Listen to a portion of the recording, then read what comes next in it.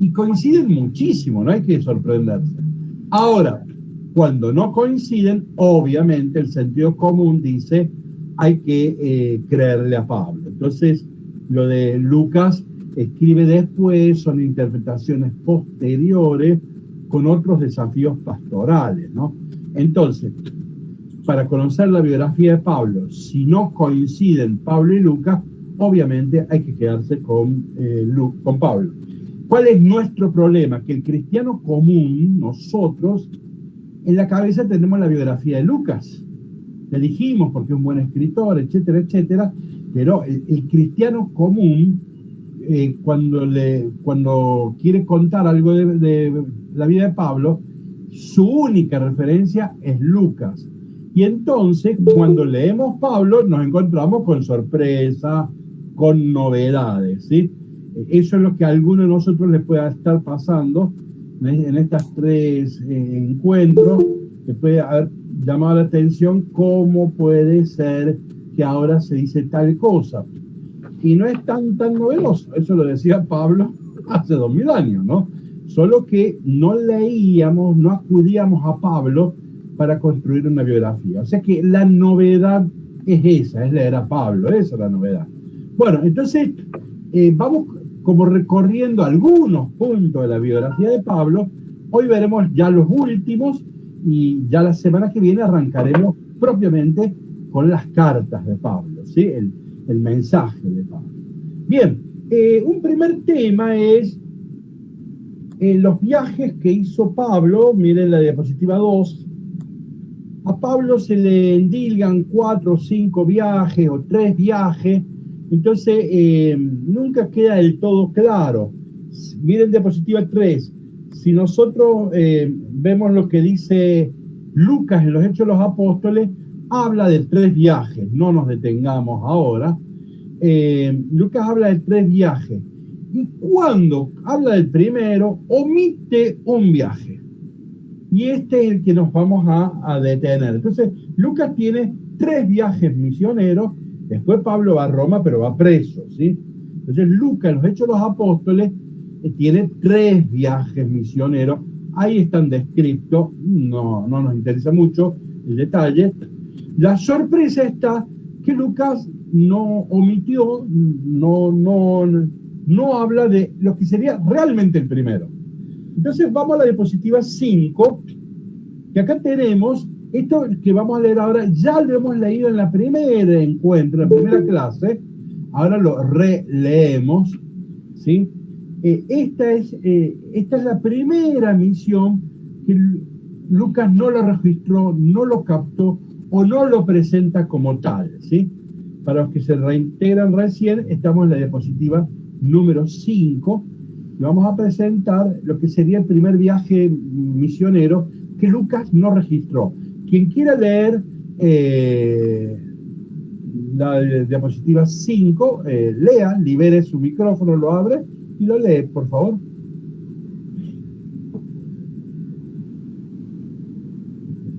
Porque cuando Dios, que me eligió desde el vientre de mi madre, me llamó por su gracia, quiso revelarme a su Hijo para que yo lo anunciara entre los paganos, inmediatamente, sin consulta a ningún hombre, y sin subir a Jerusalén para ver los que eran apóstoles antes que yo.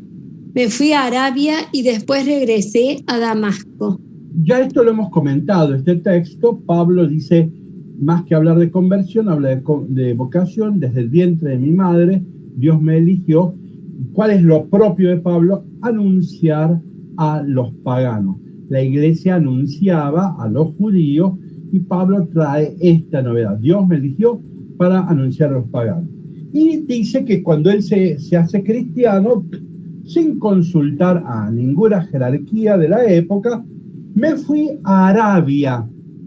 Si ustedes interesantes, si leen libros de meditación sobre San Pablo, usan este verbo, que Pablo se retira a Arabia. Cuando yo era estudiante, era seminarista, y íbamos a hacer un retiro espiritual, la motivación para el retiro era esta. Así como Pablo, que va a ser el gran apostolado, se retiró a Arabia a hacer un retiro. Así nosotros, estudiantes, seminaristas, que vamos a ser apóstoles de Jesucristo, nos retiramos. Bueno, interesante cómo se interpreta ese texto. Vamos a ver que no es un retiro espiritual, sino que en realidad es un trabajo misionero. Saltemos a la diapositiva 8. Ahí tenemos un mapa, ¿sí? Recordemos que Pablo es de Tarso, allá Turquía. Pablo la familia trabajaba remendando carpas, etcétera, todo lo vinculado a esto de ser tejedor. No sabemos bien, pero presumimos que la familia se traslada a Damasco. Ahí en Damasco Pablo conoce a los cristianos y en alguna dinámica se encuentra con el cristianismo, ¿no? Entonces, y él dice, entonces ahora vuelvo al texto, él decía, yo recibí la misión de predicar a los paganos. Entonces él está en Damasco por razones pastorales, pero Jesús lo manda a misionar. ¿Qué pasa? Dice Flavio Josefo que en Damasco había muchísimos judíos, había una colonia de 20.000 judíos. Entonces Pablo no se quiere quedar en Damasco y va hasta Arabia, porque en Arabia había pocos judíos. Porque Pablo tiene vocación de ir a trabajar, evangelizar a los paganos y no quedarse en el mundo judío. Así es como Pablo llega a Arabia. Y entonces leamos ahora la diapositiva 9, quien quiera leer.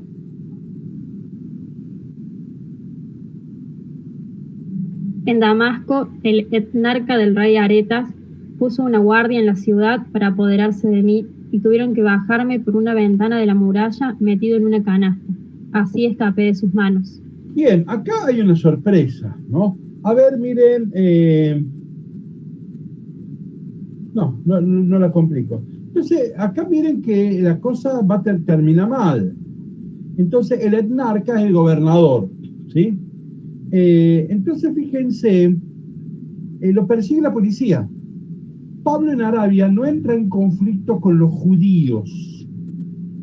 Se ve que el conflicto con Pablo no era sobre temas de catecismo, no era temas de religión, no era un problema de sacristías, sino que Pablo ha tenido otro problema.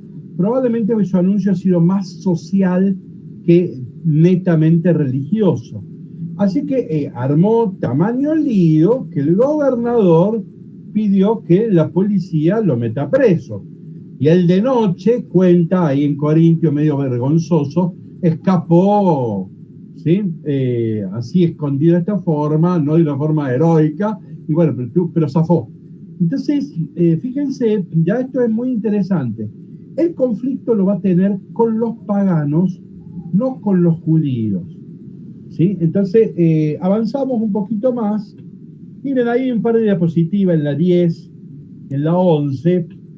Acá está Susana Loyola, la hija es Rocío, y hace 20 días ella estudió turismo y entonces hizo un viaje turístico a Egipto, pero también fueron acá, estuvieron en Nabatea, en todos estos lugares, y me hablaba cómo le encantó el lugar, dice, me gustó más que las pirámides de Egipto. Bueno, ahí puse 2 diapositivas, si ustedes entran en internet van a encontrar un montón, y son realmente cosas maravillosas para ver, ¿sí? Este lugar a nosotros nos interesa, hago un paréntesis para que valoren. Cuando Juan el Bautista denuncia a Herodes que te le dice, no te es lícito estar con la mujer de tu hermano, bueno, la mujer de tu hermano era de acá, de Nabatea. Casi se arma una guerra, o sea, fue un problema político muy serio eso. Los evangelios no le ponen ficha a la dimensión política del evento, solamente lo señalan como una cuestión religiosa, pero el contexto era este. Bueno, pero olvidemos eso. Entonces, vamos a la diapositiva 14. Fíjense, ¿cuánto tiempo duró mi primera misión de Pablo? 3 años. En ningún lugar Pablo tuvo tanto tiempo. O sea que fue una misión muy, muy importante y es una pena que Lucas no la registró. Fue 3 años. Y, ¿cómo que se llama? Si el gobernante se preocupó, significa que alteró el orden público, eso fue una cosa importante. Si es preocupación del gobierno la predicación de este hombre, se ve que la cosa fue seria, fue importante, ¿sí? Que las autoridades prestaron atención. Bueno, estuvo 3 años misionando, no haciendo retiros espirituales, ¿sí? Sino misionando. Y diciendo cosas, él no lo cuenta, pero cosas que han llamado la atención. Yo invento. Sabemos que el resumen de Pablo está en no hay judío ni griego, esclavo ni libre, varón ni mujer. Si Pablo anduvo predicando esas cosas, evidentemente que esa predicación genera, moviliza preocupaciones. En un mundo en donde es bien jerárquico, bien androcéntrico, este discurso es altamente movilizador. No digo que haya predicado esto, pero sabemos que este es el resumen del pensamiento de Pablo. Si Pablo algo de esto anduvo predicando, no nos extrañe que el mismo gobierno se ha preocupado, ¿no? Miren en la diapositiva 15. ¿Por qué por qué Lucas no registra esta misión? Acá presumimos. Porque Lucas ha dejado claro, ¿se acuerdan cuando en Hechos de los Apóstoles 1:8, ahí está citado, lo voy a decir de memoria, y yo le dije que es la clave del libro Los Hechos de los Apóstoles, cuando Jesús va a ascender al cielo, los discípulos dicen, Señor, ¿es ahora que vas a restaurar el reinado de Israel? Y Jesús le dice, no, esos son asuntos de mi Padre, dice. Y ustedes recibirán de lo alto el Espíritu Santo y serán mis testigos en Jerusalén, Judea, Samaria, hasta el confines de la tierra. O sea, en el plan pastoral de Lucas, en el proyecto pastoral de Lucas, la evangelización comienza en Jerusalén. Por eso no registró esta primera misión de Pablo que en los paganos, porque es una contradicción con su proyecto pastoral. Voy a repetir algo que ya lo dije. Algunos nos puede preocupar decir cómo Lucas cambia, etcétera, y lo estamos haciendo quedar mal. Bueno, cuando uno después estudiemos mucho los apóstoles, trataremos de explicar bien, justificar por qué Lucas toma esas opciones, ¿sí?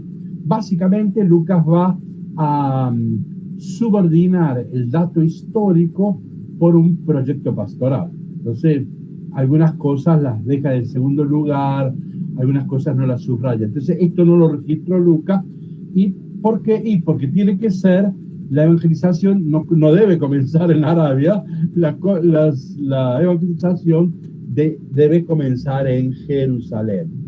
Miren la otra diapositiva, la 16. Padre, perdón, una pregunta. Sí, adelante. ¿Cuánto tiempo estuvo en Arabia? 3 años. Ahí lo dice el texto bíblico. 3 años. Está en la diapositiva 14, allí va a ver que ahí está citado Gálatas 1:18 y dice 3 años. Por eso yo les dije que es mucho tiempo, es raro que Lucas no haya registrado eso, ¿no? Es muy raro. Bueno, ya sabemos que...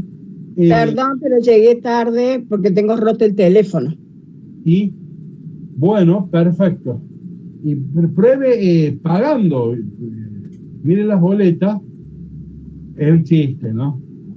Pero acá nos pasa, cuando acá hay un problema del teléfono, no es el teléfono, es que no pagamos la boleta, así que por eso... No, mi teléfono se está rompiendo. Ah, se está rompiendo. Bueno, perfecto. Entonces, ahora fíjense en la diapositiva 15, tenemos otro problema. Según Lucas en los Hechos, Pablo en Damasco fue a predicar a los judíos. ¿Por qué Pablo va, según Lucas, por qué Pablo va a predicar a los judíos? Bueno, porque también para Lucas, el jefe de la iglesia va a ser Pedro. Y entonces el que abre en la iglesia al mundo pagano es Pedro. Recuerden los Hechos de los Apóstoles. Ustedes serán mis testigos en Jerusalén, Judea, Samaria y hasta los confines de la tierra. Entonces, va a ser recién en Hechos de los Apóstoles, capítulo 10, en el famoso texto de la conversión de Cornelio, es el primer pagano que entra al cristianismo según Lucas. Entonces Lucas, el que tiene que abrir la iglesia al mundo pagano, es Pedro. Y por eso ¿cómo que se llama? Ha omitido esto. Entonces, la idea es la misma. Lucas subordina el dato histórico en función de un proyecto pastoral, de un proyecto teológico.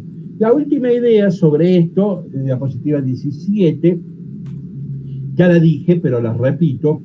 Lucas reduce todo a un problema religioso, judío, un problema de sacristías hacia adentro, problemas de catecismo. Y no, parece que Pablo quiere sugerir que la problemática más que religiosa fue una problemática política y social, por eso no tiene problemas con las autoridades judías, sino con el gobierno, ¿no? Bueno, entonces, este sería el primer viaje misionero que lamentablemente Lucas no lo registró, y quien sigue a Lucas está tentado a creer que fue un retiro espiritual de Pablo. Les digo así, he aprendido yo de jovencito, que nos enseñaban que, bueno, Pablo antes de lanzarse a la misión fue a hacer un retiro espiritual, y así se le dio una interpretación que hoy en día es difícil de sostener. Bueno, primer punto, revisando la vida de Pablo. El otro está pegado, diapositiva 18. ¿Por qué fue a predicar a los paganos? Miren que él dice que Dios me eligió, Jesús me eligió para predicar a los paganos. O sea que la predicación a los paganos define la vocación de Pablo. ¿Sí? Así como Pedro se dedica a los judíos, Pablo se dedica a los paganos. O sea que esto es algo que lo define a Pablo, no es un tema secundario. Miren la diapositiva 19. Acá vamos a utilizar un concepto que tal vez no es de uso común, pero que es bueno incorporarlo. La palabra escatología, yo para resumirlo brevemente, significa esto: el plan de la salvación final o definitiva, ¿sí? Eso sería la escatología, lo que Dios hace para que al final terminemos redimidos y salvados, ¿no? Bueno, ahora miren ahí arriba, hago un jueguito de palabras. Toda la Biblia tiene lo que se llama una escatología centrípeta. ¿Qué es centrípeta? Algo circular, pero que siempre va para adentro, ¿está claro? Termina adentro. Toda la Biblia es centrípeta. ¿La Biblia está cerrada a los paganos? No, la Biblia dice, nos abrimos a los paganos, pero en realidad para que ellos vengan acá.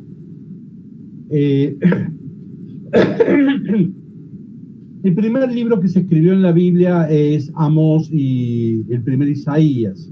Si alguien que sea rápido con la Biblia recuerda lo que dice Isaías, creo que 2:4, y si le erré es 4:2, hay una mnemotecnia que se va a hacer, pero lo más probable es que sea 2:4.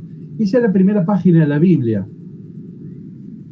Entonces, y ahí vamos a ver una escatología centrípeta. ¿Qué dice el profeta?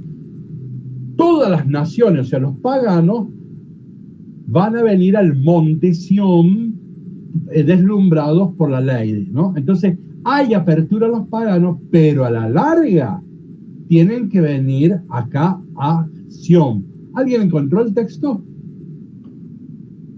Bueno, 4:3, padre. Adelante, a ver. Que dice, entonces el resto de Sión, los sobrevivientes de Jerusalén, serán llamados santos. Todos ellos estarán inscritos para la vida en Jerusalén. Seguí, a ver. A ver, seguí. Cuando el Señor lave la suciedad de las hijas de Sión y limpie a Jerusalén de la sangre derramada en ella. ¿Qué estás leyendo? ¿Qué capítulo y versículo? No, el capítulo 2, padre, el versículo 3, claro, me 2, parece. 4. A ver, ¿cómo dice el 2:4? Dice, sucederá el fin de los tiempos que la montaña de la casa del Señor será afianzada sobre la cumbre de las montañas, se elevará por encima de las colinas. Todas las naciones afluirán hacia ella y acudirán pueblos numerosos que dirán, vengan, subamos a la montaña del Señor, a la casa del Dios de Jacob. ¿Esa puede ser? Es el Perfecto. capítulo Entonces, 2, versículo 2, padre, no 4, ¿eh? Ah, Versículo 2. Bueno, entonces Sí. fíjense, la primera página de la Biblia, porque esto es lo primero que se escribió en la Biblia, no es el Génesis, ahora no puedo explicar esas cosas, ¿sí? La primera página de la Biblia muestra claramente que hay una escatología centrífuga. No estamos cerrados los paganos. Creemos que se tienen que salvar toda la humanidad, pero ellos a la larga tienen que venir al monte Sión. La última página de la Biblia, allá en el Apocalipsis, dice lo mismo. Al final dice, todos los pueblos y los reyes irán a Jerusalén. O sea, de punta a punta en la Biblia hay una escatología centrípeta. Jesús es judío, luego Jesús creía en esto. Digo de memoria, pero ahí tienen el texto, estoy en la diapositiva 19, pero lo digo de memoria. Cuando Jesús manda a los discípulos a la primera misión, les dice, no vayan a tierra de paganos ni de samaritanos, sino a las ovejas perdidas de Israel. Jesús, como judío que es, por eso no necesitó salir de Palestina, que va a andar recorriendo por ahí, por el mundo, porque Jesús cree en una escatología centrípeta. Entonces, Jesús está abierto a los paganos, pero sabe que los paganos tendrán que ir a Jerusalén. Bueno, toda la Biblia es esto. ¿Quién lo empieza a cambiar a esto? Bueno, entonces significa que Pablo, como es buen judío, conoce las escrituras, conoce los profetas, sabe que Dios está abierto a los paganos. Pero hasta acá Pablo no incorpora ninguna novedad. ¿Quién produce un gran cambio en esto? Es Mateo. ¿Se acuerdan que Mateo 28, 16, 20, la clave de Mateo es Mateo 28, 16, 20, es el final de Mateo? Y Jesús dice, cuando dice, he recibido todo por encima de la tierra, vayan, hagan discípulos y bauticen a todas las etnias, a todos los pueblos. Bueno, acá nace lo que se llama escatología centrífuga. Acá la iglesia deja el centro y se va hacia la periferia. Acá es iglesia en salida. Bueno, acá esta es la gran novedad teológica que va a incorporar Mateo, que es uno de los grandes teólogos que hay en la Biblia, y cambia el eje. Entonces, bueno, ahora, volvamos a esto. No era raro, ¿por qué nos preguntamos cómo es que Pablo sale a predicar a los paganos? Y claro, porque si sabemos que toda la Biblia es de una escatología centrípeta, la pregunta es correcta. Y esto significa, no es que toda la Biblia esté cerrada a los paganos, no es eso. Pero sí terminarán en Jerusalén más tarde, más temprano.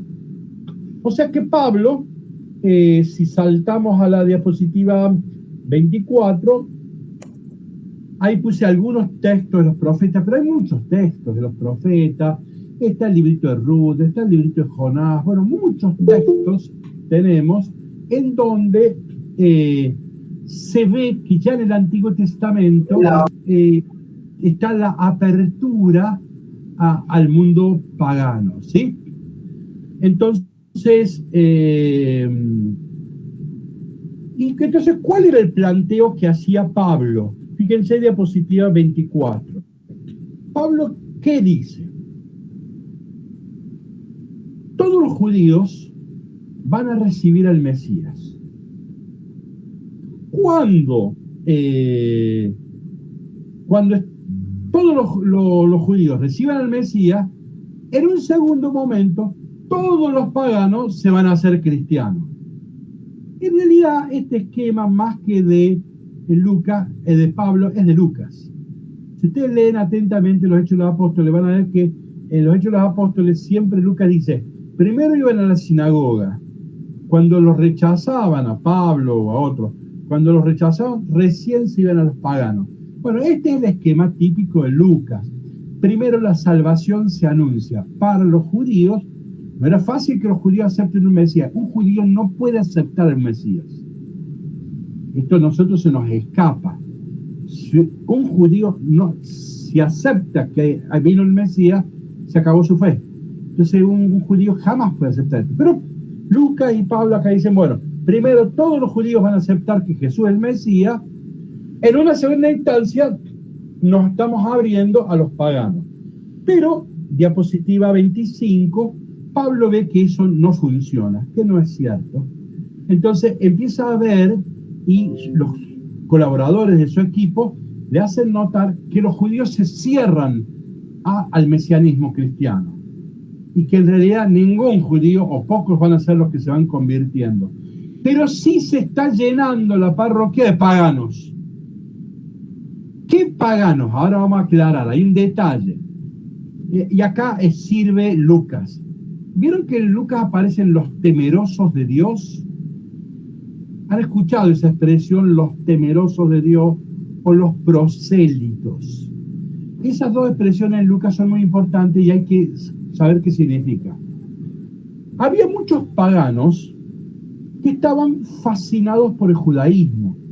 Ustedes piensen en la mitología greco-latina, todos los dioses son degenerados, ¿no? Entonces, eso no era serio. Entonces, un tipo sensato ve que el monoteísmo judío era muy atractivo.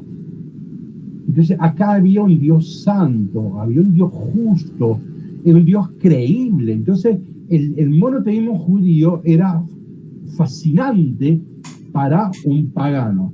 Y además la ética judía, los profetas, la justicia, eso era una cosa, bueno, estos dos elementos, el monoteísmo judío y la predicación ética de los profetas, era algo que fascinaba. Entonces, había paganos que no podían hacerse judíos porque no se podían circuncidar, no podían asumir todas las leyes del judaísmo, 613 mandamientos, no se puede comer esto, el sábado no se puede trabajar, bueno, toda esa legislación complicadísima. Entonces a un pagano le complicaba, entonces no podía ser militar, etcétera. Había muchas carreras que si él eran imposibles. Entonces no se circuncidaban, no se hacían judíos, pero eran devotos del judaísmo. Estos serían los temerosos de Dios o los prosélitos. Y cuanto podían estaban en la puerta de la sinagoga escuchando las enseñanzas de los profetas. Bueno, entonces Pablo y los judíos están disputando un mismo destinatario. ¿Por qué están molestos los judíos? Porque Pablo, en el discurso, le está robando el destinatario. Todo el mundo se va con Pablo. Claro, si Pablo dice no hace falta circuncidarse, no hace falta todas las leyes de Moisés, no hace falta todos los ritos, ¡pum!, solo con creer en Jesús.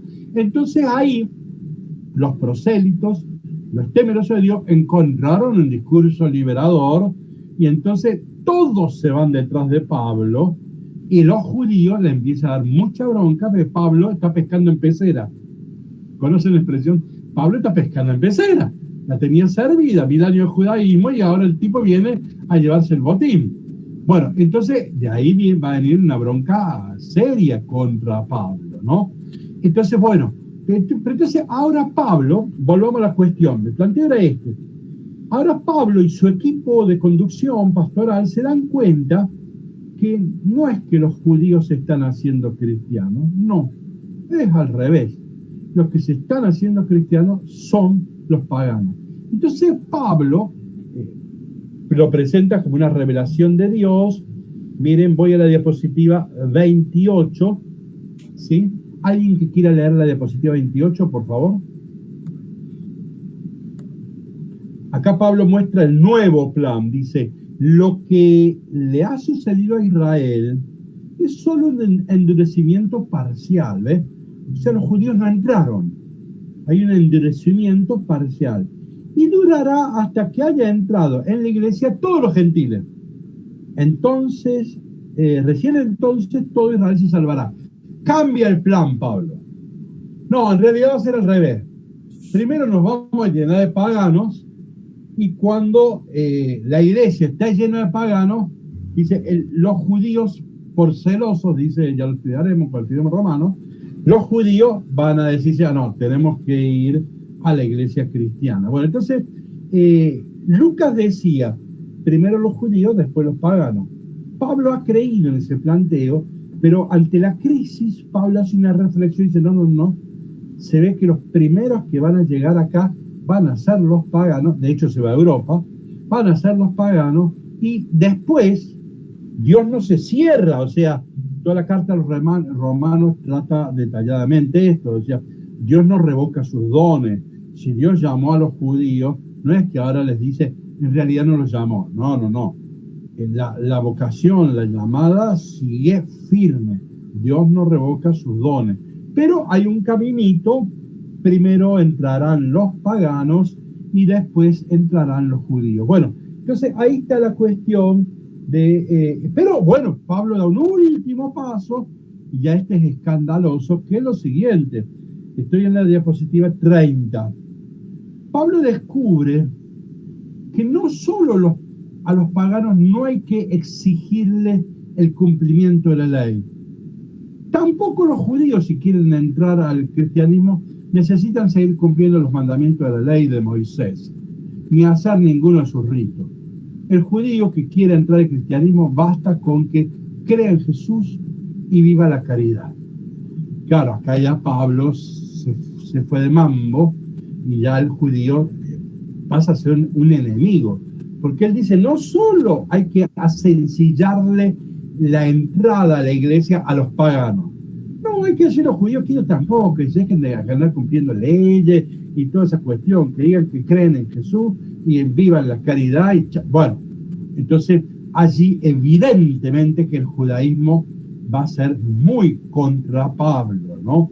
No contra Pedro, pero sí contra Pablo, ¿no? Bueno, entonces dejamos ahí. Hay una diapositiva que va a ser presentación de pantalla Santiago. Ustedes la tienen en la diapositiva 31. Si la ponen en modo de presentación de pantalla, van a ver, la van a ver bien. Si no ponen la diapositiva en presentación de pantalla, en presentación de diapositiva. Bueno, acá Santiago lo ha hecho. Volvé a la anterior, Santiago, la inmediatamente anterior. ¿Esa? No, donde está el texto inmediatamente anterior a esa. Aguanta. Sí, la estrategia misionera de Pablo. Se ve que no la ven. Donde está el texto. Esa. Bueno, es largo y para decir algo muy sencillo, pero ustedes lo tienen a eso allí, pero es muy interesante. Este es un biblista entre nosotros poco conocido, pero es un grande, ¿no? Y incorpora un concepto que viene de Max Weber y hace esta distinción. Una cosa es una secta y otra cosa es un culto. Y explica ahí, dice, ¿cuál es qué es una secta? Ahora sí vamos a los dibujitos, Santiago. Entonces dice, ¿qué es una secta? La secta es el dibujo de arriba. Rompe, expulsa o se va de la comunidad. Entonces la secta plantea con la iglesia, con la institución, una ruptura. Segrega a los que considera malos y se va con los buenos. Entonces la secta siempre es conflictiva. No sirve para la misión. Usted llega a un lugar y les dice, ustedes son todos pecadores, qué sé yo, bla, bla, bla, vénganse con nosotros. No, porque ahí te entró ya a las trompadas desde el vamos. Entonces Pablo abandonó ese esquema y pasó a lo que este autor llama al modelo de culto. Y esto también es de Max Weber, que es el dibujito de abajo. ¿Ven? Un grupo, que es el culto, es un grupo que tiene capacidad de incorporarse en otra comunidad diferente, sin agredirla. Entonces, la secta es conflictiva, en cambio, el culto plantea una relación más armónica, no conflictiva, ¿sí? A la nueva comunidad. Entonces, si Pablo va a ir a los paganos, evidentemente que el concepto de culto, concebir su movimiento como un culto, fue la mejor estrategia para entrar en diálogo con los paganos, ¿sí?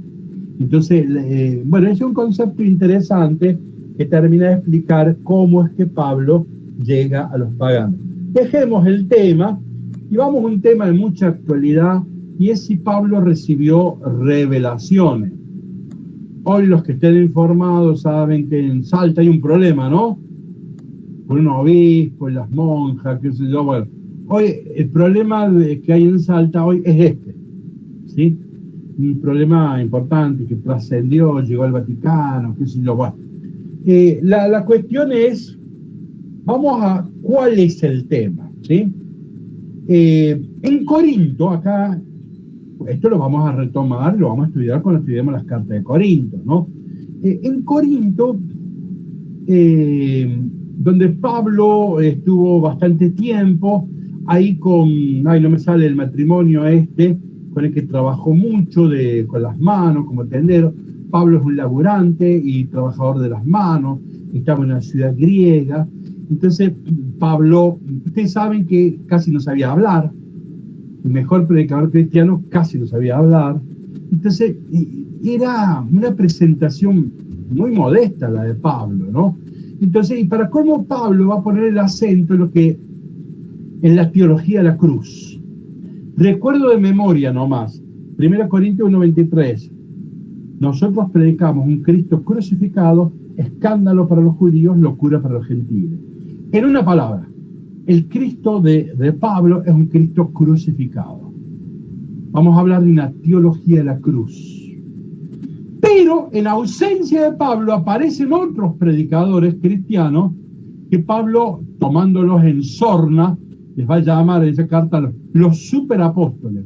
Estos superapóstoles tenían lo que se llama la teología de la gloria. Decían, no, nuestro proyecto pastoral es mejor que el de Pablo, porque nosotros tenemos, lo nuestro es la teología de la gloria. Cristo no quedó crucificado en Nazaret, Cristo ha resucitado, Cristo está vivo, hoy podemos encontrarlo, nosotros tenemos encuentros místicos, tenemos poderes extraordinarios, podemos sanar, podemos hablar en lenguas, ¿no? Tenemos poderes extraordinarios. Claro, entre un Pablo así medio pobretón, que no sabía hablar muy bien, había que tenerle paciencia para escucharlo, ¿no? Y qué sé yo, que laburaba con las manos, ya hemos hablado de todo eso. Y estos tipos que vienen, qué sé yo, con notebook, iPhone, toda la aparatología, ¿no? Evidentemente que era más seductor el proyecto pastoral de los superapóstoles. Entonces, en Corintio hay varios conflictos. Uno de ellos, muy importante, es sobre el ministerio pastoral. Entonces, ¿qué ministerio pastoral hemos de preferir? Nosotros estamos haciendo pastoral todos los días en la parroquia, ¿sí? Un ministerio así, marcado por la cruz, por la impotencia, la pobreza, ¿sí? O un ministerio más eficaz, más interesante, ¿no? Porque tiene más poderes, tiene oraciones en lengua, sana gente. Pablo tenía enfermedad, no se curaba, entonces si no se cura Pablo es porque Dios no lo quiere tanto. En cambio ellos no, curaban gente. Bueno, este es el conflicto, uno de los conflictos muy importantes en Corinto, ¿no? De qué modo somos iglesia, cómo es nuestro ministerio pastoral, ¿no? Entonces, elegir. Bueno, entonces, acá viene. Entonces, ellos decían que eran iluminados, que ellos tenían experiencias místicas. Y Pablo, entonces, harto de esto, vamos a la diapositiva 37. Pablo dice: yo también tuve revelaciones. Y entonces, alguien que quiera leer la diapositiva 37, en donde Pablo dice: sí, yo también tuve revelaciones. ¿Quién quiera leerlo, por favor? Sí. Sé de un hombre en Cristo que hace 14 años, sí, dentro del cuerpo o fuera del cuerpo, no lo sé, Dios lo sabe, fue arrebatado hasta el tercer cielo. Bien, acá Pablo habla de sí mismo. ¿Vieron como la Soledad Pastoruti, cuando le pregunta a algún periodista algo y dice: sí, la Sole va a ir a Cosquín? ¿Vieron que habla en tercera persona? ¿O vieron cuando Jesús decía: el Hijo del Hombre no tiene el don de reclinar la cabeza? Bueno, acá Pablo está hablando así, está hablando de él. sé de un cristiano, está hablando de él, que hace 14 años fue arrebatado al tercer cielo. En la tradición judía el cielo tenía 3 dimensiones. Esta parte más de abajo que vemos nosotros, las tormentas, la lluvia que cae. Después el segundo cielo ya estaban las estrellas, la luna, etcétera.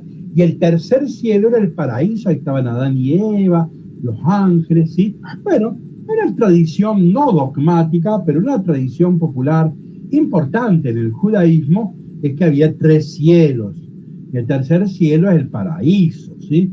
Entonces, Pablo, siguiendo esa tradición religiosa, él dice, sí, ustedes tienen experiencias místicas, yo también.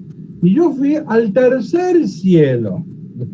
O sea que, bien, ahora va a aclarar, va a aclarar lo que no se puede aclarar. Dice, ahora dice él,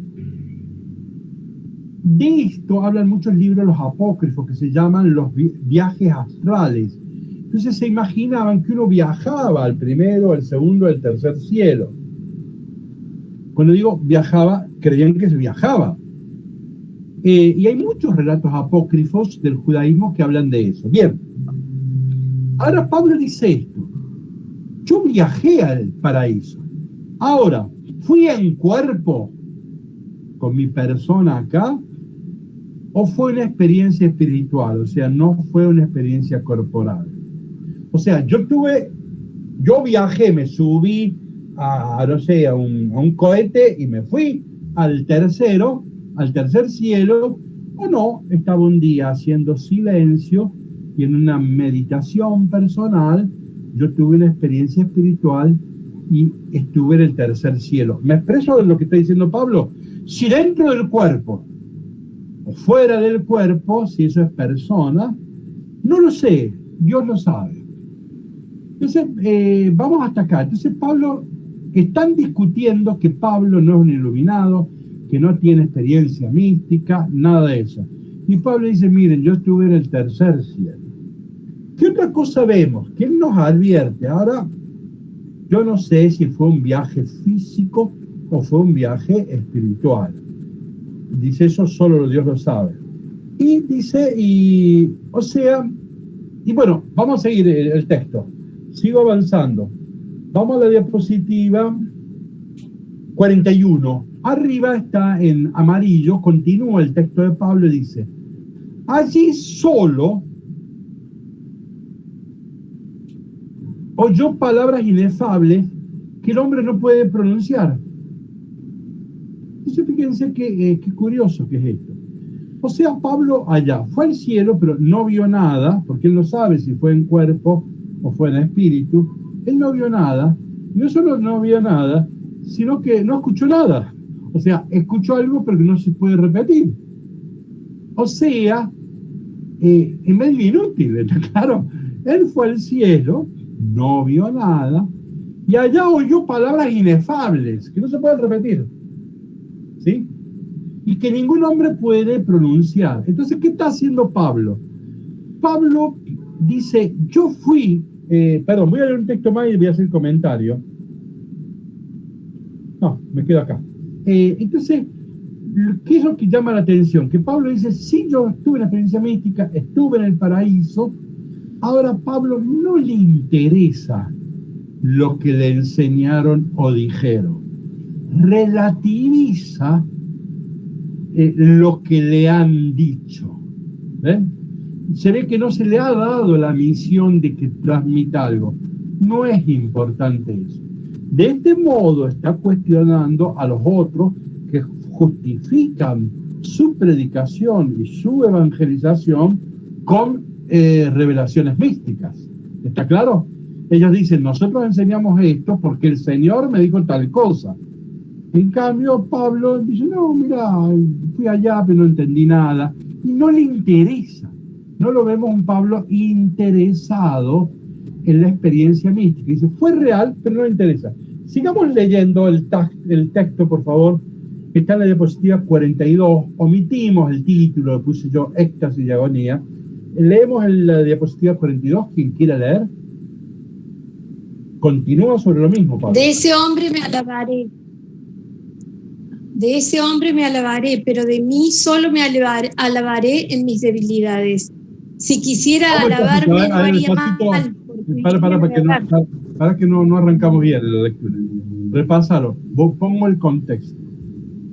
Como los otros dicen que tienen relaciones místicas, carisma, etcétera, Pablo dice, miren, si yo quisiera hacer autobombos, si yo quisiera venderme, yo les demostraría que tengo más poderes y más carismas que ustedes.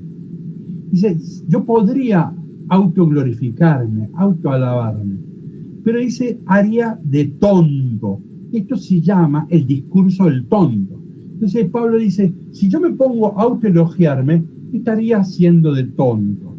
Por eso, de nada de eso, que yo sé que lo tengo, y más que ustedes, pero de eso no me voy a alabar. Bueno, retomamos de cero, Angélica.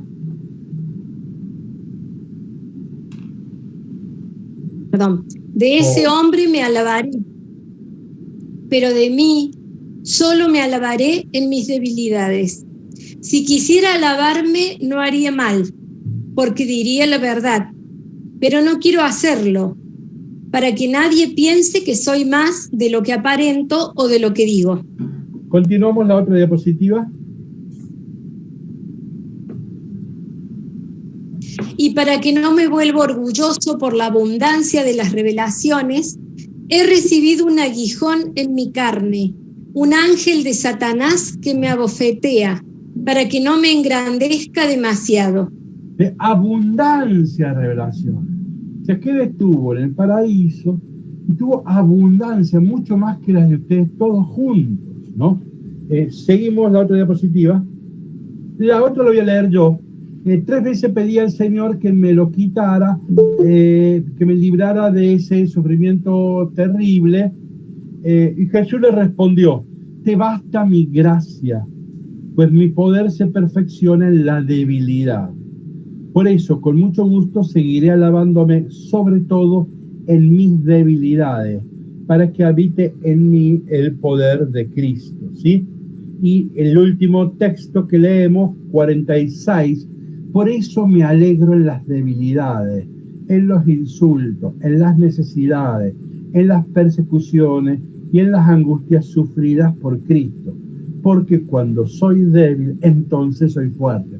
Ven que invierte la teología del poder, la teología de la gloria, por la teología de la cruz. Pablo no nos va a seducir con milagros.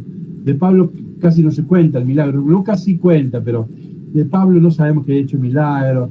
No usa ninguno de esos. Vieron que están muy de moda los que hablan en lengua, sanan gente, todas esas cosas, ¿no? Pablo no las toma en serio, ¿no? Entonces, no fundamenta su ejercicio pastoral en ninguna de esas cosas extraordinarias. Cuando leamos 1 Corintios y 2 Corintios, voy a retomar el tema detalladamente, porque Pablo este tema le va a dedicar varios capítulos, no me extiendo, pero en síntesis, cómo aparece el problema de las revelaciones, ¿sí? Como una disputa de un modelo pastoral, ¿sí? Una anclada desde los fenómenos poderosos y otro desde la sencillez de la cruz, y en donde Pablo dice, sí tuve un montón, pero no le importó gran cosa, nunca habló de eso, ¿no? Dejamos esta cuestión, bueno, rápido, que queda poco tiempo, 47. ¿Por qué lo acusaron de ladrón a Pablo? Bueno, el tema es triste, esto le dolió mucho a Pablo, este tema sale en 2 Corintios, y ahora el tema es importante. El tema tristón le dolió muchísimo a Pablo. Miren, ya estoy en diapositiva 48. Esto ya lo hemos leído en primera clase, o sea que no lo vamos a leer entero, sino el último renglón, versículo 10, que lo puse en rojo. Vuelvo a contextualizar. Cuando tienen la reunión en el Concilio de Jerusalén, dice, nos pusimos de acuerdo. ¿En qué se pusieron de acuerdo? En que Pedro se iba a dedicar a los judíos y Pablo a los paganos. Y terminado, dice, nos estrecharon la mano a Bernabé y a mí, dice Pablo, los que eran las columnas de la iglesia, Santiago, Cefas y Juan, pero lo único que me pidieron paréntesis, Lucas había hecho en el libro de los Hechos, en el capítulo 15, que le pidieron que cumpla 4 normas. Pablo no está enterado de eso. Pablo registra y dice, lo único que me pidieron es lo que está ahí. Solamente me recomendaron que nos acordáramos de los pobres, lo que siempre he tratado de hacer. Entonces, la iglesia de Jerusalén está empobrecida y entonces le piden a Pablo que haga una colecta para auxilio de los cristianos de Jerusalén. Y Pablo el tema lo tomó en serio, muy en serio, ¿no? Y entonces empieza a organizar la colecta. Fíjense, va a parecer una exageración, no lo es. Toda la vida de Pablo, el tema fue la colecta. Porque él comienza su ministerio y le piden que haga una colecta. Cuando muere, ¿por qué muere Pablo? ¿Por qué lo agarran preso? Cuando él lleva la colecta a Jerusalén y ahí lo toman preso y va a morir. O sea, toda la vida de Pablo está enmarcada en una colecta. O sea que vamos a ver que el tema es importante, ¿no? No leo todas las cosas que dicen, voy a los bifes, porque no quiero que me falte tiempo para el último tema. Y fíjense la diapositiva 52. 2 Corintios 8, leo solo el versículo 20. Nuestra intención es evitar toda crítica con respecto a la abundante colecta que tenemos a nuestro cuidado. Pablo arma una buena colecta en cada comunidad que va fundando, les va diciendo, acá tenemos el compromiso de mandar una colecta. Y Pablo describe cómo debe ser bien organizada la colecta, no cosas espontáneas del corazón, no. Él quiere una colecta en serio. Y entonces Pablo, que se quiere ir a Roma para ir a España, al fin del mundo, se entera que lo andan acusando de que se queda con el vuelto. Él había pensado que la colecta había que llevar a Jerusalén, que fuera un delegado de cada comunidad. Además, siendo varios, no iba a ser fácil que los asaltaran, podían proteger el dinero. Entonces, que fuera un delegado de cada comunidad y llevarán la colecta a Jerusalén. Pero como en el barrio empiezan a decir que Pablo se queda con el vuelto, le dio una bronca bárbara y dice, para evitar toda crítica, decide ir él, con los delegados, pero ir él personalmente. Es una molestia ver si quiere ir a Roma y a España. Va a demorar ese viaje porque andan murmurando que se queda con el vuelto. Entonces de bronca dice, bueno, está bien, voy a postergar aquel plan y me voy a llevar la colecta. Y allá, ¿qué pasa? Antes de decir qué pasa, tenemos que ir a la diapositiva 54. La primera clase comenzamos con esta, no lo puedo repetir, que el origen del cristianismo fue una experiencia múltiple, ¿sí? Entonces hubo diversas tendencias en el interior del cristianismo. No nos podemos detener, ¿no? Entonces había diversas experiencias de fe. Una era la de Pedro, otra la de Santiago, otra la de Pablo, etc. Son diversos grupos y diversos líderes, ¿no? Bien, no lo puedo repetir. Pero ahora me interesa detenerme en la diapositiva 55. Entonces, en los orígenes vamos a tener dos modelos eclesiales. Aquellos que estudian sobre el sínodo, en sus parroquias quieren hacer un sínodo, la sinodalidad, etc. Este es el ABC para pensar que el problema de la sinodalidad, esto les va a servir, ¿sí? Bueno, ¿qué pasa? La iglesia primera fue evidentemente la de Jerusalén. Jesús lo matan y resucita en Jerusalén. El gran líder es Santiago, el hermano del Señor, ¿sí? Ya lo conocemos a Santiago. Para Santiago hay que hacerse judío, circuncidarse, es bien conservador en ese sentido. Y Santiago cree que Jerusalén es la iglesia madre. Ven, por eso puse el dibujo de piramidal. La iglesia central es Jerusalén. Las otras son como subsidiarias. Tienen las multinacionales que son de Estados Unidos, pero que tienen en Brasil, en Buenos Aires. Entonces, la cosa era una cuestión piramidal. ¿En dónde estaban los cristianos de primera clase? Porque eran circuncidados, Santiago. Y después se iban sumando los demás, los que venían de todas partes, ¿no?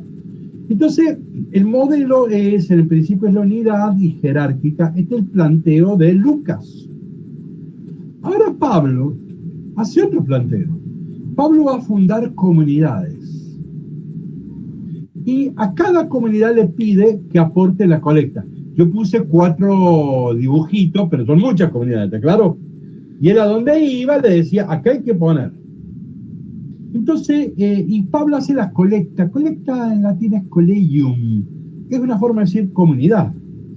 Entonces, Pablo quiere que todos pongan y llevar esa colecta a Jerusalén. Ahora fíjense, ahora me detengo en la palabra. En el medio puse una palabra griega. ¿Vieron cuál es la palabra que resume todo el pensamiento de Jesús? El reino. ¿Cuál es la palabra que resume todo el pensamiento de Pablo? Isopoliteia. Aunque no la usa mucho, es la palabra más importante del pensamiento de Pablo. ¿Qué es isopoliteia? ¿Qué es? Ciudad, ciudadanía, ¿no es así? Política, policía. Politeia es ciudadanía. ISO, ¿se acuerdan los ángulos isósceles que son iguales? ISO es igual. Entonces, ¿cuál es el proyecto eclesial de Pablo? La igualdad de ciudadanía. Acá no hay cristianos de primera y cristianos de segunda. Hay una igualdad de ciudadanía. Es la isopoliteia. Entonces, cuando Pablo va con este proyecto de colegio, con este proyecto sinodal, Santiago la rechaza, no la recibe. Porque Santiago sabe que la colecta no es una mera ayuda caritativa para los pobres de Jerusalén. Sabe que Pablo está llevando un símbolo eclesial. ¿Cuál es el planteo de Pablo? Si todos aportamos, somos todos iguales. No es que acá hay, porque para Santiago unos eran más iguales que otros. No, acá somos todos iguales. Entonces, si todas las comunidades aportan económicamente, luego todos somos iguales. Claro, Santiago la vio clarita y rechazó la colecta, y los cristianos de Jerusalén la rechazan a la colecta, y bueno, ahí lo van a apresar a Pablo y ahí lo mandan a Roma. Bueno, este es un conflicto muy serio. Pero hago un paréntesis para los que en sus parroquias hablan de sinodalidad. Este es el tema para hablar de sinodalidad, ¿no? Bueno, pero vamos a... No es sonreír, no ser simpático. Miren, a veces se cree que se habla, ¿qué es la sinodalidad? Todos nos sonreímos, todos nos escuchamos, todos vamos abrazados. Y es un discurso muy adolescente, necesario para los adolescentes, pero eso no es hablar de la sinodalidad. Esto sí. Bueno, pero vamos... Perdón, te quería preguntar. Sí, pero dejémoslo de la sinodalidad porque es solo un ejemplo. Ricardo, yo te quería preguntar... ¿por qué arrestan a Pablo? ¿Aquí lo arrestan los cristianos de Jerusalén? Ah, está bien, te has adelantado. Los que lo entregan a Pablo van a ser los cristianos de Jerusalén. Los judíos no creían que había razones para meterlo. Pero ahora vamos a hablar de la muerte de Pablo, ¿sí? Bien, la dejas servida, una pregunta muy oportuna, ¿no? Pero entonces, claro, Santiago no quiere recibir la colecta, y cuando se entera las autoridades romanas que Pablo tiene la moneda, le quieren sacar la moneda, y bueno, entonces le quieren robar la colecta. Bueno, ahora dejémoslo de la colecta, que es un tema muy importante, y vamos a cómo murió Pablo rapidito. Bueno, se hizo la hora, así que lo voy a decir volando, ¿está? Total, después lo leen a quien le interesa, ¿no? Fíjense, diapositiva 58. Clemente de Roma es el primer obispo de Roma, ¿sí? Año 95. Todavía no se lo consideraba papa al obispo de Roma, pero sí un gran referente. Siempre Roma fue un lugar de referencia en la iglesia. O sea que si bien todavía no es papa, el obispo de Roma era muy importante. Bueno, le piden consejo los cristianos de Corintio porque se vivían peleando. Entonces Clemente les escribe una carta, como están peleados, están rivalizando los de Corintio. Clemente, año 95, escribe una carta a los de Corinto y les dice esta frasecita, yo tomé: por la envidia y la rivalidad, Pablo mostró el galardón de la paciencia. O sea, Porque está diciendo esto. En Corintios, Pablo tenía muchos problemas de bandos, de rivalidades, de envidias. En Corintios, Pablo tenía que andar peleando con este grupo contra aquel. Y dice, fue un modelo de santidad porque supo enfrentar bien las rivalidades al interior de la iglesia, ¿está claro? Bien. Miren diapositiva 53. Marcos y todos los sinópticos, pero acá tengo un texto de Marcos, pero tenemos el mismo texto en Mateo, dicen que cuando a los primeros cristianos lo empiezan a perseguir, dice, el hermano entregará a muerte a su propio hermano. Entonces, sucedió, según los evangelios, que había delaciones en la misma comunidad cristiana y en la misma familia, ¿no? Y sabemos que son cosas que pueden suceder, ¿no? Vamos allá. Entonces, ¿qué pasa? Pablo va a ir a Roma. Ya lo dijimos la otra vez. Pablo apela a Roma. Ya dijimos que eso no significa que fuera ciudadano romano, que cualquiera persona que fuera por un problema político importante podía apelar a Roma, y así es como Pablo va a Roma. ¿Qué pasa cuando Pablo va a Roma? Sabe que no lo quiere nadie. De hecho, Lucas nos cuenta qué pasó cuando Pablo iba a Roma, porque se sabe que nadie lo quería. Todos lo iban a dar una paliza cuando llegara. Entonces Pablo, antes de ir a Roma, escribe la carta a los romanos, la última carta, para presentarse y amenguar el conflicto. Podemos imaginar que cuando él baja en el avión a Roma, nadie lo fue a recibir, no hubo ninguna comité de las hijas de María o de San José, no, nadie lo fue a recibir. Entonces, y el tipo va allá y está en una ¿cómo se llama? Prisión domiciliaria, ¿no? Entonces, y bueno, pero los cristianos no lo quieren a Pablo, porque los cristianos que hay en Roma son cristianos judíos. Entonces no lo quieren a Pablo. Entonces Pablo va a tener ahí muchas discusiones, ¿no? Bien, entonces probablemente, me estoy adelantando a la tesis, es vergonzoso. Probablemente en la muerte de Pablo hubo una delación de las mismas comunidades cristianas. ¿Cuál es el acontecimiento que se refieren todos los historiadores para la muerte de Pablo? Miren diapositiva 68. Tácito, un gran escritor, la famosa historia de Roma, de Tácito, el romano, cuenta la primera persecución de los cristianos que hizo Nerón. ¿Sí? No voy a leer el texto es textual, el documento histórico, o sea que después léanlo. Y cuenta, miren diapositiva 69, cuenta Tácito que Nerón, que tenía ínfulas de un gran artista, quiso pintar a Roma incendiada. Por lo menos algunos barrios, Urca, un barrio importante, entonces mandó a los soldados a quemar sobre 14 barrios, quemó 3 y se expandió rápido el fuego, pero 3 Urcas estoy hablando, ¿sí? Estamos hablando fue una cosa muy grave, muy dura. Entonces manda a quemar para él ponerse a pintar. Al ratito se da cuenta que cometió un error, entonces alguien le sugiere echarle la culpa a los cristianos. Los cristianos eran negritos y salían de noche, vieron a quemar autos, vieron en los barrios. Y entonces al otro día no salió la policía, sino los muchachos, lo dijo la familia, se organizaron, cada uno fueron con la escopeta, y cuando venían los negritos a quemar autos, los sacaban a los tiros. Esto es lo que pasó. Entonces le echan la culpa a los cristianos. Y entonces ahí viene la persecución. Pero acá hay que registrar, tiene que quedar muy claro. No es una persecución política, no es que el Estado persiguió a los cristianos. No. Fue la gente que se levantó contra estos negritos y salió a matarlos.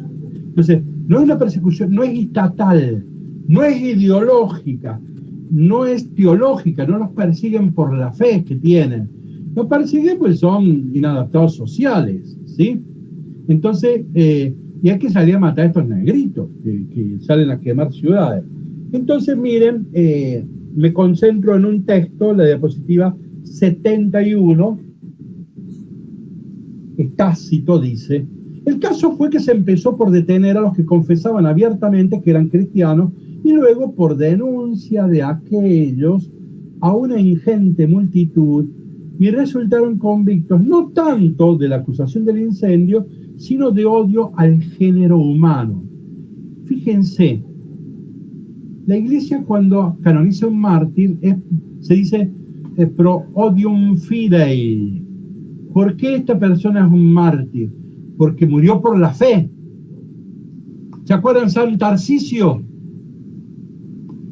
Un niño que llevaba la comunión a los enfermos en tiempo de persecución, no lo podía hacer un clérigo, entonces San Tarcisio iba y lo llevaba. Y bien escondido, y una vez lo descubren, lo matan. Entonces por eso es mártir, ¿no? ¿Ve? Entonces, ¿por qué lo matan a San Tarcisio? Porque llevaba la Eucaristía, por ser cristiano. Entonces, antes se canonizaba un mártir, se dice pro odium fidei, por odio a la fe. En cambio acá, miren el texto, no es que Roma no tenía odio a la fe, era por odio al género humano. O sea, estos tipos eran unos inadaptados sociales, salían a quemar casas. ¿Ven? Entonces no hay una persecución teológica, ideológica, estatal, militar. Es la misma gente que salió a matar Negrito. Bueno, en esas corridas ha recibido una piedra, me imagino, en la cabeza Pablo, y ahí muere. Podemos imaginar, es ahí en donde muere, en alguna de estas trifulcas, en alguna de estos linchamientos. Más que hablar de persecución, habría que usar el concepto de linchamiento. Ahí muere Pablo, ¿no? Hay muchas razones para argumentar, ya se me dio el tiempo. La más importante es esto. Lucas esto no lo ha querido contar, Lucas lo sabe, Lucas escribió en el año 90, Lucas sabe perfectamente cómo murió Pablo, pero ve que es medio bochornoso, no es algo no es tan heroico, ¿me entiendo? Pero San Tarcisio es heroico. Yo cuando era niño nos contaban esa historia y nosotros queríamos ser como San Tarcisio, porque una muerte heroica. Probablemente acá la cosa no fue tan heroica y de hecho Lucas no ha contado nada. Lo dije muy rápido, pero ahí tiene el texto, pero resumo la idea. Si hoy alguien me pregunta ¿cómo murió Pablo? La primera respuesta es no lo sabemos. Obviamente Pablo no cuenta su muerte, ¿no? No es Víctor Freire Pablo. Entonces, no, Pablo no cuenta su muerte. Pero Lucas tampoco, por lo tanto no sabemos. La tradición, esto se empieza a hablar, miren, lo puse ahí en el apunte, hay un primer apócrifo del 230, algo así, y el que escribió ese apócrifo después confesó que en realidad fue un invento. Entonces, la tradición no tiene muchos elementos, ¿no? Entonces, lo primero que hay que decir, no sabemos. Hoy hay dos posturas. Bueno, entonces hay que ser honestos. Bíblicamente no sé cómo murió Pablo. Esa es la que respuesta. Bíblicamente no lo sé. Ahora hay dos opiniones de historiadores.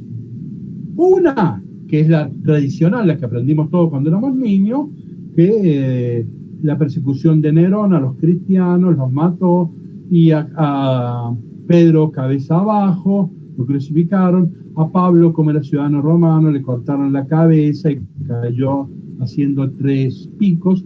Bueno, esa es la versión tradicional. El último que vi que la sostiene es el Papa Benedicto, en una de las catequesis de los miércoles. Dedicó muchas catequesis a la vida de los apóstoles, y son textos muy lindos. Bueno, cuando le dedica una catequesis a la muerte de Pablo, Benedicto opta por esta línea interpretativa, que es la más tradicional entre nosotros. Sin embargo, yo debo decir que en Biblia hoy se privilegia esta otra interpretación, en donde Nerón no es un perseguidor de los cristianos, es un taradito, realmente era eso, pero no. Entonces, bueno, síntesis, no sabemos. Hay dos interpretaciones. Hay una que es la tradicional, últimamente sostenida por el Papa Benedicto, o sea que no es chiste, Pero esta otra es probablemente la que más se está imponiendo, tiene más elementos bíblicos. Pregunta Juan Manuel, perdón. Sí. Estos cristianos que vos los simbolizás como los negritos que prenden fuego autos, Sí. ¿hacían actos revoltosos, prendían fuego casas? No, les echó la culpa Nerón, para que los salgan a matar. Dice, no soy yo el que incendié Roma, sino que son estos negritos. Y entonces la gente salió a matar negritos. Yo hice un cuentito, ¿no es así? No salían acá. Los cristianos no eran tarados. Es Nerón que los manda al frente, ¿sí? Y así es como salen a matar cristianos. Pero ven que no es un problema, no es una persecución estatal, a eso es lo que refiero. Las persecuciones estatales a los cristianos van a venir en el siglo II. Al principio no hubo una persecución estatal, ideológica. No, eso va a venir después. Lo de Nerón fue un tarado y nada más que eso, ¿no? Lamentablemente. Claro, lamentablemente. ¿Hay alguien que quiera hacer unos minutitos alguna otra observación, pregunta, sugerencia? A mí me quedó una duda, padre Juan Manuel. Dale. Sí, dale. Los judíos nunca van a aceptar un Mesías. Claro, o sea, nunca un Mesías cristiano. El Mesías no puede morir. Si es un enviado de Dios, no muere. Por eso rechazaron que Jesús sea el Mesías. Porque un Mesías crucificado es una contradicción para un judío. Entonces, cuando vos le preguntás al rabino, al que vos quieras, te va a decir, no. Hay dos cosas. Si bien el mundo, el Mesías cambia totalmente el mundo. Ya no hay injusticias, ya no hay ladrones. Si viene el Mesías, el mundo cambia totalmente. Entonces cualquier judío te dice, no, el mundo no llegó. Si vos lees los diarios o escuchás la radio, está claro que el Mesías no llegó. Esa es la primera cuestión que dicen ellos. Si el mundo está como es hoy, no vino. Está claro que el Mesías todavía no ha llegado. Segundo, si llegó, no puede ser crucificado. Eso ya es totalmente escandaloso. Recuerda que yo cité recién en 1 Corintios 1:23, que decía así, nosotros predicamos un Cristo crucificado, escándalo para los judíos. No, esto era insoportable. ¿Por qué? Porque el Deuteronomio decía que aquel que es crucificado es maldición de Dios. Eso está en Deuteronomio 21:18. Entonces para un judío es imposible, ni los musulmanes ni los judíos aceptan un Mesías crucificado. Entonces, para un judío, no vino el Mesías en primer lugar porque no cambió el mundo, y eso lo demuestra la radio y la televisión. Segundo, no puede ser crucificado. Por lo tanto, ellos no pueden aceptar, un judío no puede aceptar. Hay un pequeño grupúsculo en Palestina que se llaman judíos mesiánicos y habrían aceptado que Jesús es Mesías. Pero es un grupito muy pequeño, no significativo. Probablemente eso para el judaísmo ni lo registran, probablemente. Pero existe en Palestina que se dicen herederos de Juan el Bautista. Bueno, pero un pequeño grupúsculo muy insignificante, ¿no? Bueno, más o menos nos entendimos. Bueno, hoy terminamos con la biografía de Pablo. ¿A quién le interese introducirse? La semana que viene arrancamos con las cartas y la primera es 1 Timoteo. Si van al fin del apunte, al final, allí yo les propongo 3 diapositivas para quien le interese ir leyendo 1 Tesalónica. La diapositiva 97 dice, es muy importante porque hay que conocer el contexto histórico cuando Pablo llega a Tesalónica. Eso lo narra muy bien Lucas en los Hechos de los Apóstoles, 17, 1 al 8. Pero la propuesta es conocer el contexto que cuenta Lucas y ver este texto sobre, muy interesante, el capítulo 2 de la 1 Tesalónica, un modelo de párroco, un modelo de catequista, ¿no? Entonces, un modelo de liderazgo. esto los párrocos, los catequistas, debieran, o los que son dirigentes de grupos juveniles, esas cosas, debieran leer ahí, porque Pablo hace una propuesta de qué es ser líder en las comunidades cristianas. Muy interesante. Pero si no otra cosa, en diapositiva el 98, es llamativo, todas las veces, yo ahí se lo puse, todas las veces que Pablo dice que Jesús es el Señor. La pregunta es ¿por qué Pablo insiste que Jesús es el Señor? O sea, ¿qué pasaba en el contexto histórico para que Jesús insiste que Jesús es el Señor? Más que decir que Jesús es misericordioso, dice que Jesús es el Señor. ¿Por qué?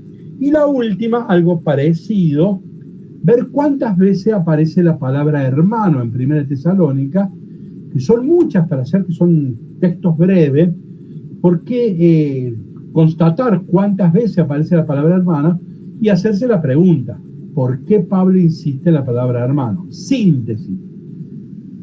1 Tesalónica, la clave de 1 Tesalónica está en estas dos cuestiones.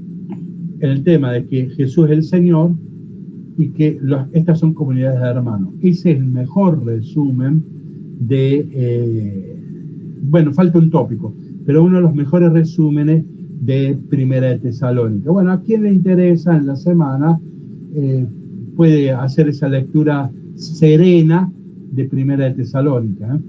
Bueno, los he alargado. Espero que les hayan llegado los libros que mandé, que son muy buenos, ¿no? Y bueno, nos veremos la semana que viene, si Dios quiere. Nos despedimos. Bueno, chao a todos. Muy bien. Padre, muchas gracias. Gracias, Padre. Me comunico por privado. Gracias, Padre. Chao. Gracias.